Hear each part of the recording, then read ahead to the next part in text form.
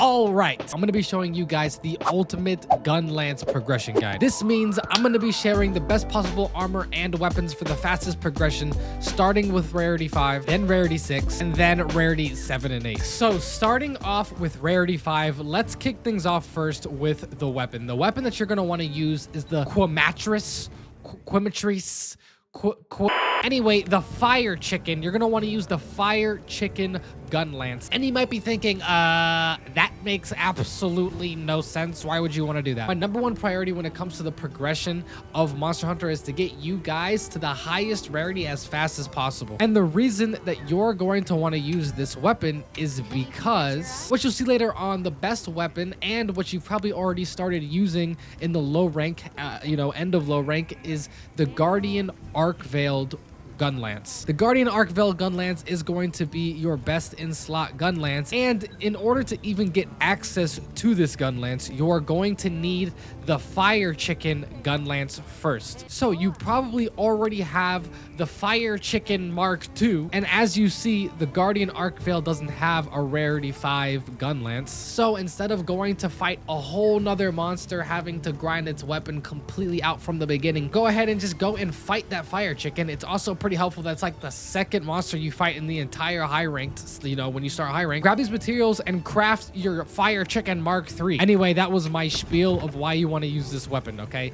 You're not going to be in Rarity 5 very long, so just, thug it out. Moving on to the armor, the same idea. I want you guys to save as much time as possible, all right? So what I actually recommend is for you to probably go ahead and put on the full alloy armor. The reason for this is because you don't have to fight literally any monsters, and you probably already have most of the materials that you need, and will take you maybe max like 5 to 10 minutes to go and grab all the materials for the full set. All you're looking for is a little bump in defense because you are now in high ranked, and don't go wasting your time trying to go grab these specific pieces from monsters that have maybe some skills that you would want that you're going to not use after like a couple hours of grinding, because Rarity 5 doesn't last very long. Now, the reason you saw me with the Fire Chicken helmet is because you are going to be fighting the Fire Chicken anyway. You're going to want to go and grind that weapon anyway, like I said earlier, and so might as well save time and just get a Fire Chicken armor piece as well. And on top of that, it gives you latent power, which is a pretty respectable, it's a pretty solid skill. The reason I would recommend, like, you could throw on, also the chest also gives you latent power, it doesn't really matter, but the reason I tell you to probably replace the helmet is because the alloy helmet, all it gives you is quick sheath, and quick sheath is not going to be very helpful for you at all with the Gunlance, where all the other alloy pieces give you something that's at least, helpful. Get the flinch free, tremor resistance. You do get quick sheath with the waist, but you also get another tremor resistance, and then also another flinch free. Now, if for some reason you are struggling and you can't progress the story, you're getting stuck and you do need a little bit more power, a little bit more boost, what I would recommend for you to get, if you are going to grab one armor piece, go ahead and grab the Kutku Vambraces. Kutku is also a relatively early monster and will give you Agitator, which is one of the best, and actually I think is probably considered the absolute best attack bonus skill that you can get in the game. Maybe Burst might be competing. Now, for these builds, I'm not going to be giving you guys mandatory decoration slots because you do not need to be grinding decorations right now, all right? If you are grinding decorations, you are wasting your time. You need to be beelining to the end game as fast as possible. That way you can grind those decorations as fast as possible, right? It just makes sense. The full set, not including the Kutku Vambraces, you're getting 2 points of guard, 3 points of flinch free, 2 quick sheath, which does absolutely nothing for you, 2 tremor resistance, and 1 latent power. With the Kutku Vambraces, you're getting rid of a tremor resistance and gaining an agitator. You're also gaining a constitution, which, I mean, it's nice. It doesn't really do anything crazy for you, but it's nice to have, I guess. Now let's move on to Rarity 6. Now for the weapon, it's a little bit weird because if I were to just tell you the technical, Rarity 6 best in slot, then obviously I would say that your best in slot Rarity 6 weapon will be the Rarity 6 Guardian Arc-Veiled. However, you can't build the Rarity 6 Guardian Arc-Veiled weapon until you obviously fight Guardian Arc-Veiled. And high rank Arc-Veiled is actually a Rarity 7 monster. So that confuses me because I don't want to give you guys misinformation. Like, yes, technically your best in slot for Rarity 6 is going to be this Guardian Arc-Veiled Mark II, right? But while you're in like locked into the Rarity 6 monsters, you're not going to be able to get this weapon. So some other good options are always going to be those weapons that you don't have to go fight monsters, you just need materials, right? I'm a very big advocate of these weapons that you don't have to go and fight monsters because it saves time, and time is everything in this game. So the Bone Gunlance is very, very good. It has attack boost, and it also has a guard, which is very solid. The Oratory Gunlance is okay, right? It gives you blue sharpness, which is great, and it has guard up, but it is the long shell type, and it does have normal power, so it's you know, it's gonna feel a little different, and it's not gonna be the same playstyle, which might be a little bit, you know, not the best move. So between those two, I would probably go with the Bone Gunlance. Okay, if you wanted to, you could actually even probably stick with the Fire Chicken. This has blue sharpness, it has slightly strong power, and it is the normal type, and it has some pretty respectable element damage, and fire damage is probably one of the best elements to have. Anyway, so now that I've explained my confusion with the weapon, let's move on to the armor. Now, for the armor, as you see, it's actually a lot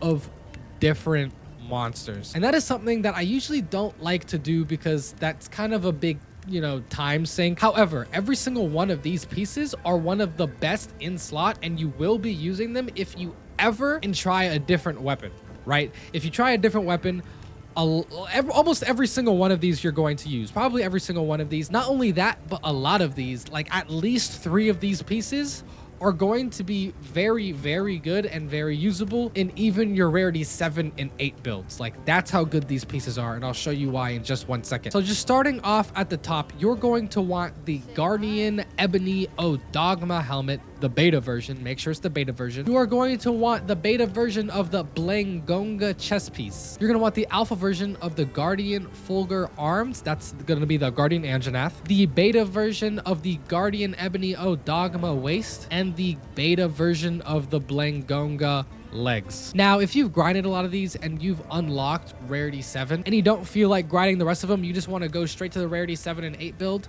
then the must-haves, what you need to grab, your #1 priority is going to be the Ebony Odogma waist and the Ebony Odogma helmet.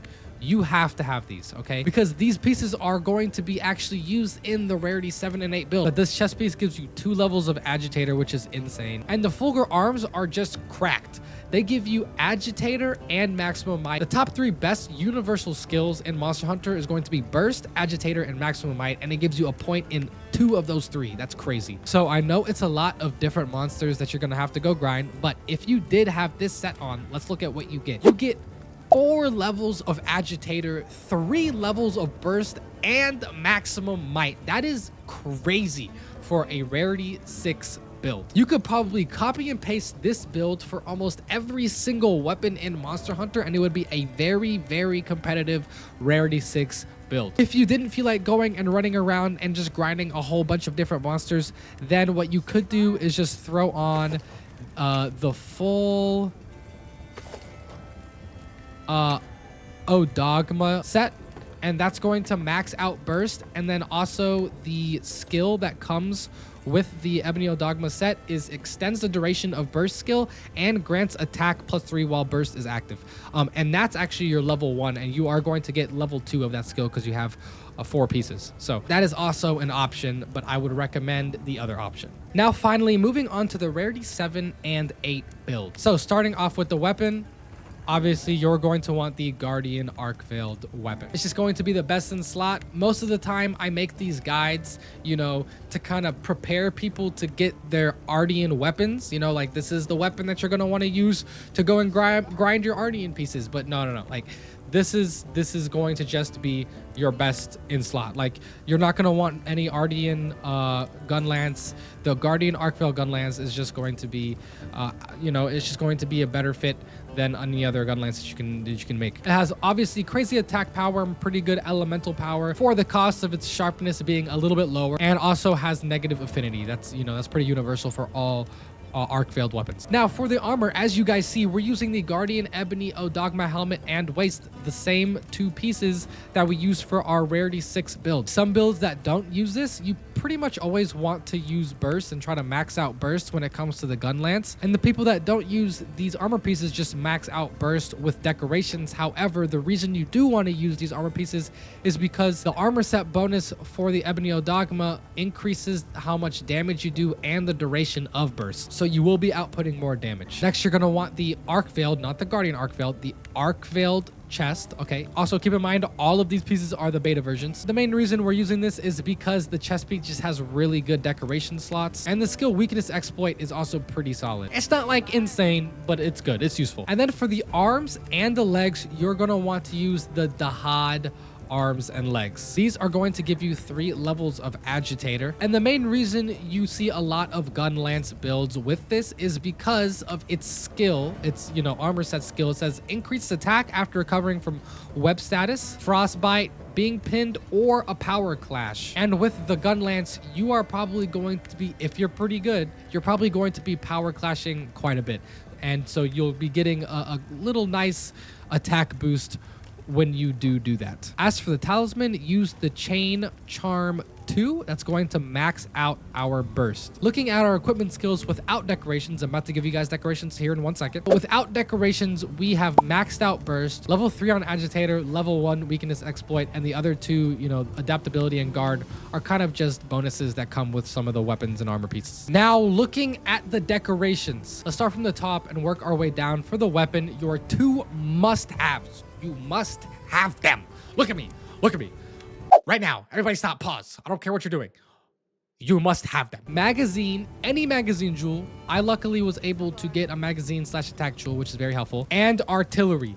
You know, fucking stars around artillery. Artillery can also be a little bit annoying to grind, but you know, you'll get it. It just took me a day, a couple hours of grinding to get artillery. And then your last piece, I see people use other things. I use shield jewel personally. You can kind of do what you want here. Attack boost. You have some, you know, you have some wiggle room with this. Moving on down to the helmet slot, I put a destroyer jewel too. I'm not gonna lie, this is also something that you could have wiggle room with. You don't necessarily need the destroyer jewel, just as long as you don't put a counter strike jewel here, because we already are going to be, you know, maxing that out here in a second. Then you should be good. Another great one can be maximum might. Maximum might's also an option. I see a lot of people using evade extender, and you know what? I actually might go ahead and switch that right now as we speak. You saw a live build change. That's right. Now the rest here are pretty set in stone, maybe except for one. And as you see, they're all just Challenger and Counter-Strike jewels. So for the chest piece, you're going to want to do the Challenger jewel and a Counter-Strike jewel. For the arms, you're going to want to use a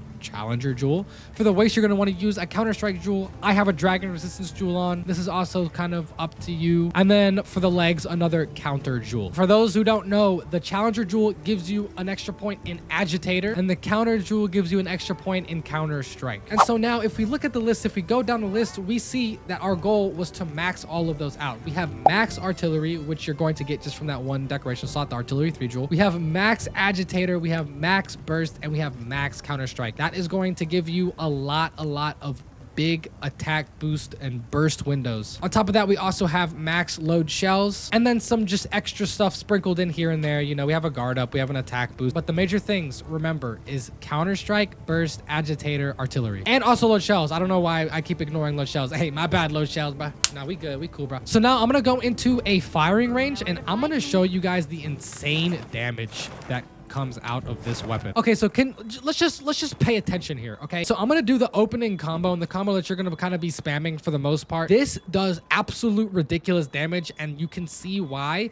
the Gunlance is always near the top of speedruns. Just watch, bro.